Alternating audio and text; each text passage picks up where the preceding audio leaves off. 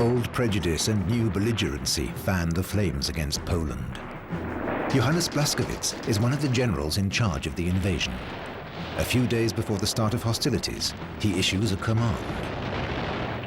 Soldiers of the 8th Army. From today, the 8th Army is established, the command of which has been entrusted to me by the Supreme Commander of the Wehrmacht. Our duty is to execute his will with hard, fast, forceful strikes. Long live the Führer. The Polish campaign is a war between unequal opponents. The Poles put up fierce resistance, but in the end they can only wait in vain for the help of the Allies. Just 3.5 weeks after the outbreak of war, Blaskowitz accepts the Polish surrender on a bus in Warsaw. Hitler's plans seem to be working. He presents himself as victor to the Poles and to his own generals. This commander-in-chief can advance their careers.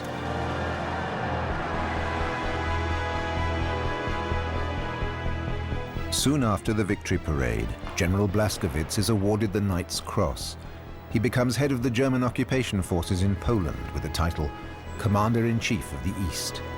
He's still a loyal, hard-working general in Hitler's Wehrmacht. But he slowly begins to have misgivings. This war is different from previous ones. In the area under his command, Jews are being harassed, pressed into forced labor, abused, and even shot. The generals only talk about it behind closed doors.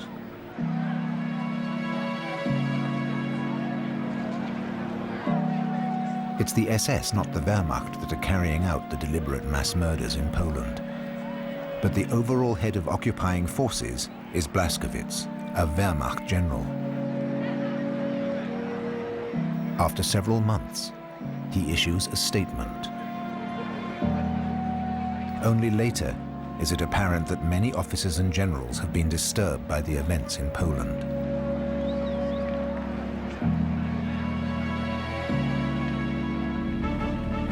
Edwin Count von Rotkirch is a 50-year-old colonel in a cavalry regiment.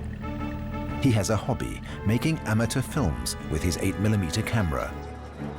He also likes appearing in his films. Later, as a prisoner of war, he recalls a disagreeable situation. Only now does he dare to speak about it. I was in Kutno. I went there to film.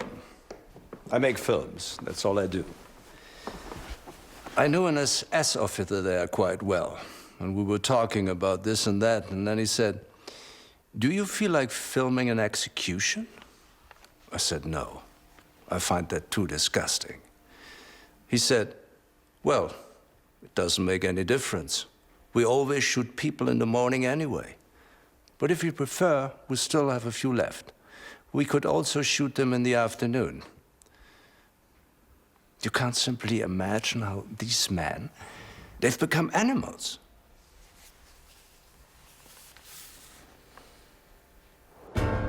September the 4th, 1939, Częstochow in southern Poland, the 4th day of the war. For some unexplained reason, wild shooting breaks out shortly after German infantry enter the town. 8 German soldiers are killed and 14 wounded. The Germans retaliate in the most brutal fashion. Thousands of civilians are rounded up. At least 100 people are murdered, many of them Jews. Thus, from the opening days of the war, Wehrmacht units, some under Blaskowitz's command, have participated in atrocities.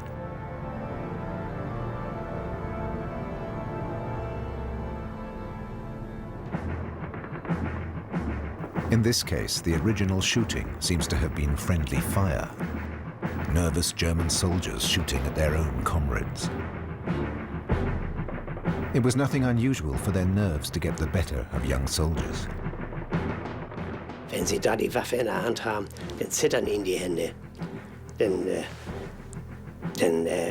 weiß man gar nicht, was man überhaupt macht. Man läuft durch die Gegend und weiß gar nicht, wo man hinläuft. Das ist, wenn die Situation da ist. Dann sind sie froh, wenn einer sagt, Mensch, leg dich auf den Arsch oder leg dich hin. Und damit man überhaupt aus der Feuerzone kommt. Nicht? Nervous soldiers and aggressive Nazi ideology. A potent mix. Private Heinrich Hussmann records his experiences in his diary. September 10th, 1939, Opatov, Jews' paradise. I believe at least 85% of the inhabitants are Jews. And that's what it looks like. A terrible stench everywhere. And the Jewish shops are worst of all. They demand outrageous prices. We wouldn't dream of giving these vermin so much money. Anti-Semitism was not rare in the Wehrmacht, but other soldiers are much less prejudiced. Da waren wir in einem kleinen Dorf und da kam eine junge Dame, die mag 25, 30 gewesen sein. Und fragte mich, ich war damals Feldwebel, glaube ich, ja. Und sie fragte mich damals, sagen Sie mal, müssen wir Angst um unser Leben haben? Und ich merkte, dass das scheinbar eine Jüdin war. Ich habe zu ihr gesagt, also soweit ich weiß, brauchte sie keine Ängste haben. Ein Jahr später oder Monate später hätte ich ihr gesagt, hauen Sie bloß ab. General von Rotkirch feels partly responsible for the atrocities he witnessed in Poland. Just look how savage we have become ourselves. I drove through a small Polish village. They were shooting students there, just because they were students. And Polish aristocrats and landowners too. They were shooting everyone. I went to General Bockelberg and told him about it. He just said,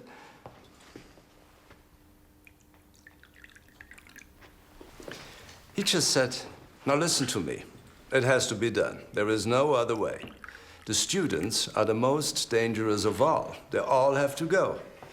And the aristocrats, they're always going to make trouble. And don't get yourself so horribly worked up. If we win the war, it won't matter. I said, Herr Generaloberst, that may be. But first of all, I will have to get used to these new principles.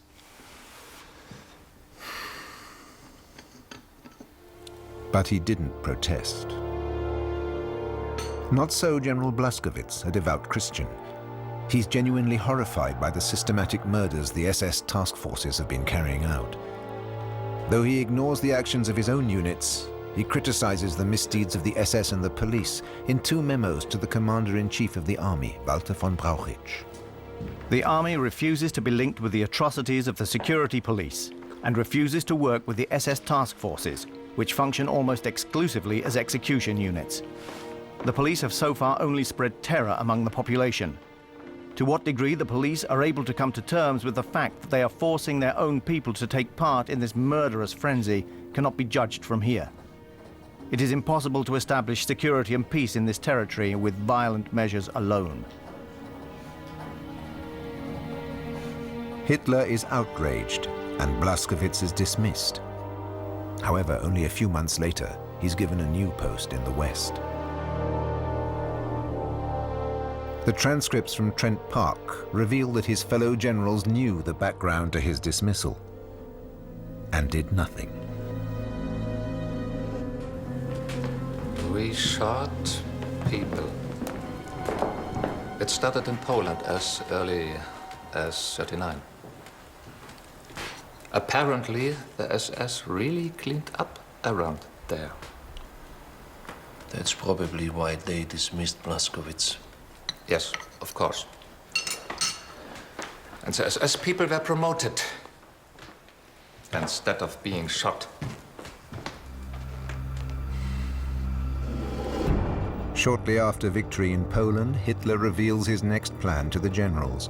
He intends to attack France as soon as possible. Most of his generals believe it can't be done. Franz Halder, chief of the Army General Staff, wants to talk Hitler out of it. He considers it the idea of a madman, but still he wavers. Christian Hartmann, a historian at the Institute for Contemporary History in Munich, has researched Holder's life